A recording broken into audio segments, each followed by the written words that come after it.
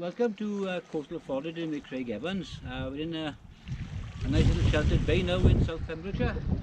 It's an extreme low tide today, and hopefully we're going to get something that we don't normally see. Probably the lowest tide here for the last 5 years, so we're expecting something special today. Claire was out and about and Dafydd with me. We're going to turn some stones over and see what we get, so we'll catch you later. I will turn these stones over now and see if we can find, but really important after you've turned them over and seen what's there, to put them back in as safe manner as possible. There's a bootless worm.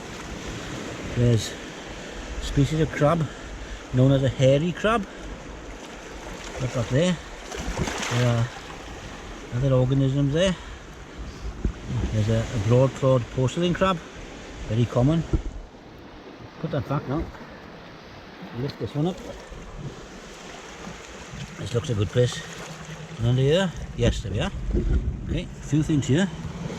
We've got our ubiquitous xantho crab or piperous crab, but that's a nice specimen there of a sea cucumber, which is a member of the starfish family, but has one arm really to move along with these. What it does when the tide comes out, his tentacles will come out and they'll grasp particles of food from the water column. We'll put this back.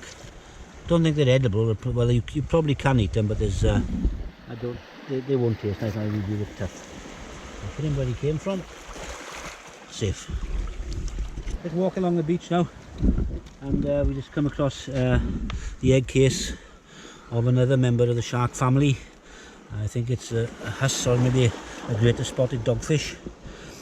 What it does, the fish lays these just like that, and they've got these strands which harden in the water, and the idea is they wrap around and anchor themselves, so the egg develop into a small miniature of the adult, and when it's big enough it'll break the egg and swim away to become to procreate the species. And right next to it there's a cousin of the species. That's the egg case of the lesser spotted dogfish or cat shark. Same life cycle. Right, just across from where we were with that egg case, look under here. Okay, that's nice. Again, there's a nice a lovely sea cucumber, xantho crabs everywhere, some nice bristle stars, but there's a particularly nice colourful one, and you've got it with the orange disc. Yeah. Now these feed by sometimes they raise their arms into the water column and catch plankton, and move it then to the mouth. So we put it back.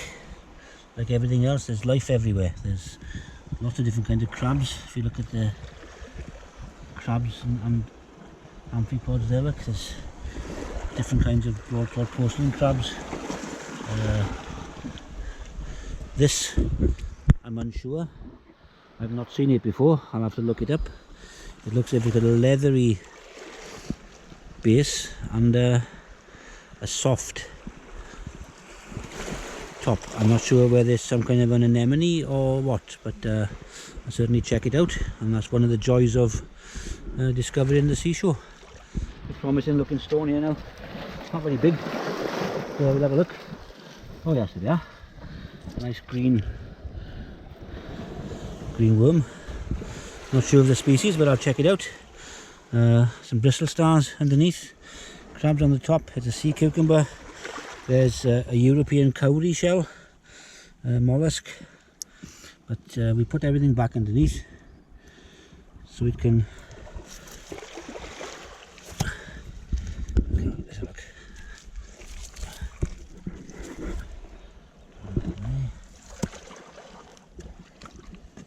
There's a promising the stone now, nice and flat underneath. What's there? Oh yeah, a few things there, look. There's a nice shore urchin with its green spines and purple tips. And in there you can see a nice example of a long-clawed porcelain crab. We've got on the side then 2 little scallop species, not the scallops that you eat in the shops. We've got a netted dogwort there with the hermit crab inside, and this one, another one there. But as usual, put everything back. We'll put the urchin back as we found it. Right, when you're looking for life under rocks, it's nice that they've got either flowing water or some kind of water underneath it. On the top now, we've got this seaweed. Eat this and that. Delicious. This is pepper dulse. Lift it up. Oh yeah, it's little broccoli. Member of the cod family. Perfectly edible. So what we'll do, we'll put him back in the sea. So we'll throw him behind. Okay, we'll leave him go. We'll leave him there. We'll put it back. But what I have found under the stone as well is this spider crab, or Migratory. It's a tiny little spider crab, and it encourages the growth of different seaweeds onto its arms and legs for camouflage. So if I put it back onto that rock there, you can imagine it being there, and a fish comes along looking for food. It's unlikely to see that because it blends in so nicely. Right, look, let's pick these stones up here. There's a sting winkle there, look. Put that back. And come on, another rockling. We'll try and catch them. They're very slippery. What's that, boy? What's that? Yeah. Okay, put him back in the water. Look, put it.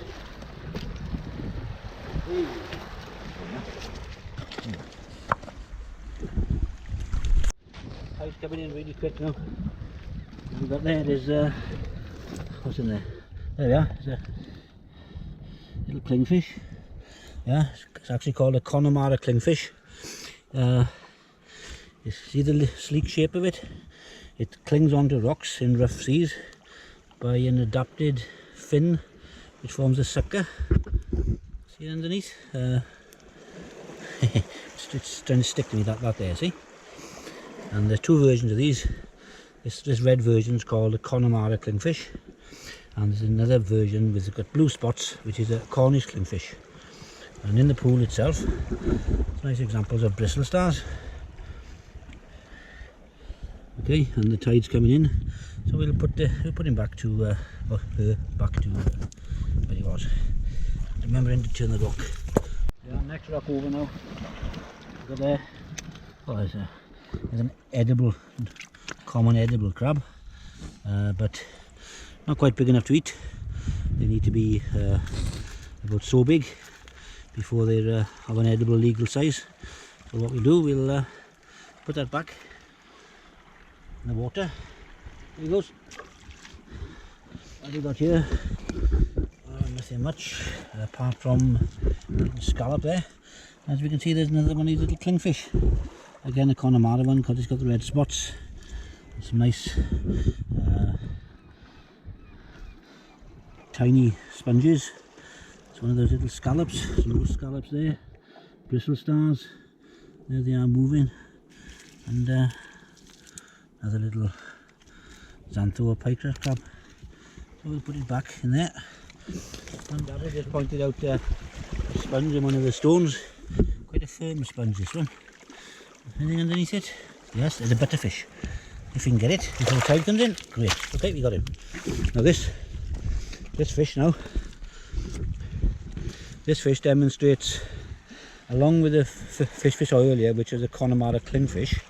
Clingfish are species from the southern part of our climate here, and this is what's called a butterfish or gunnel, which comes from the northern part. So it's Lusitanian and Mauritanian biotypes.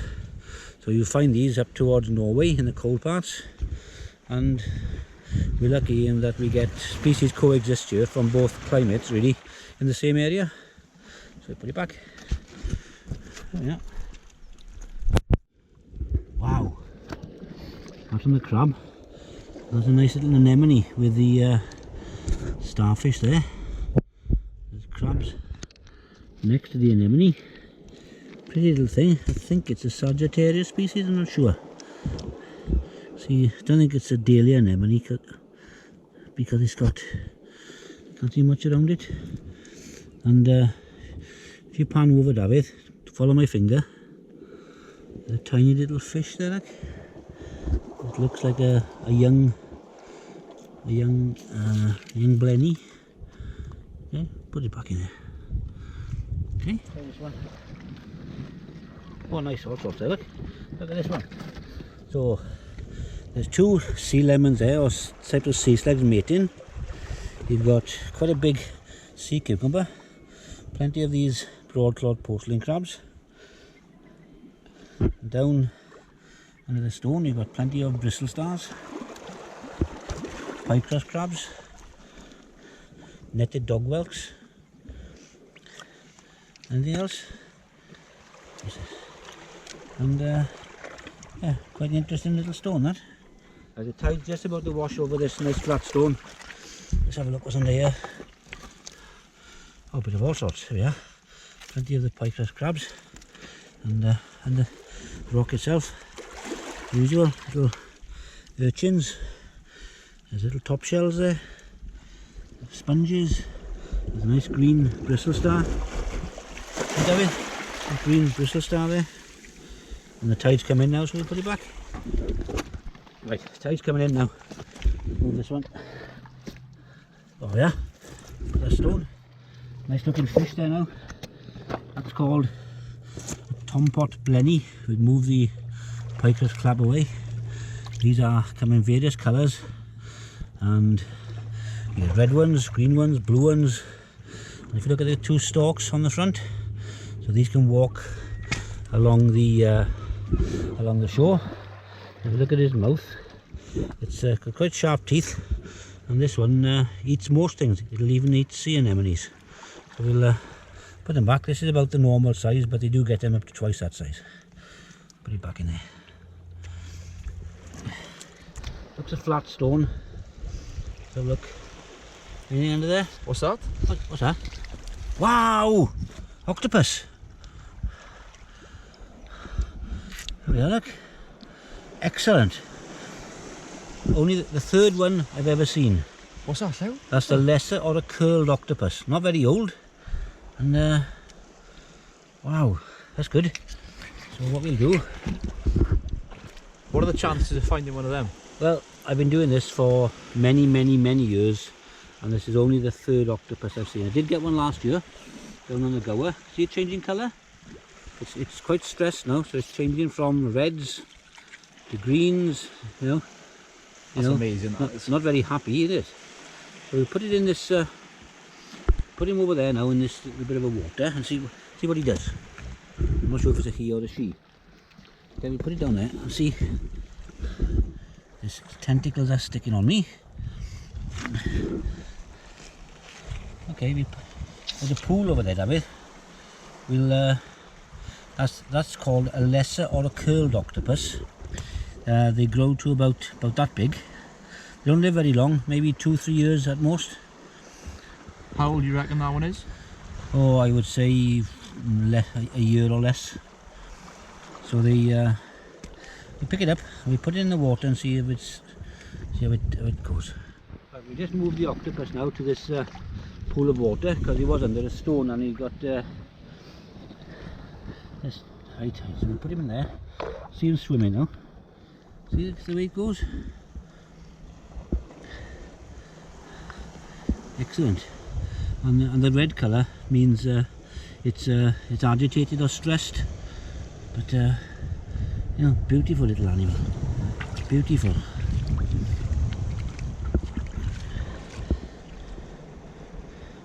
So we pick him up again. We put him in the water, in the deep water. See him swimming away.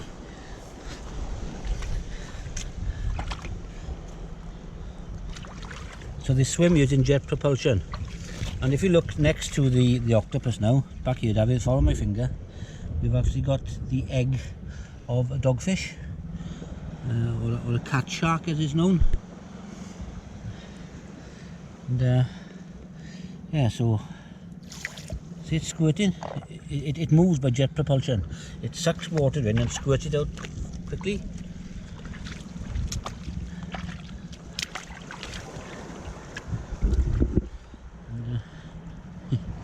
An octopus is a mollusk, same as what a cockle or a mussel is, or even a snail. And apparently they have 3 brains, very intelligent animals. So before we put him back into the sea then, I'll take some photographs with my camera. See it changing colour now?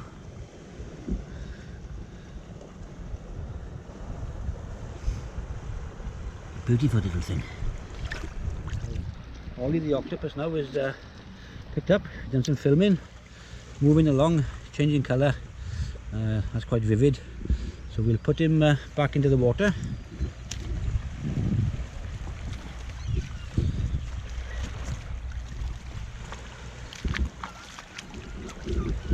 Yeah, there he goes. And he go on to live his life, or her life, as normal. There we are, squirting away. Huh?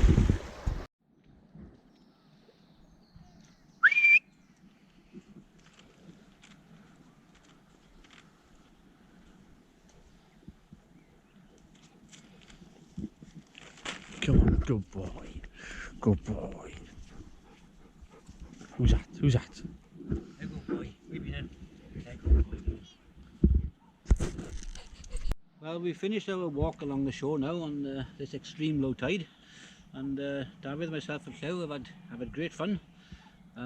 We've managed to get only the 3rd octopus I've ever caught, and so it's been a really good day. We've had some different kinds of starfish, fish, tompat, blennies, etc., and had a good little rummage around. Very interesting.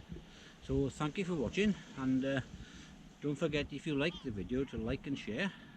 And if anybody wants to come on one of my foraging courses, if you go into Google and input www.coastalforaging.co.uk, you're very welcome to come along. And I have an Instagram account as well, and Facebook, with some photos of the area. And again, see you next time. Thank you.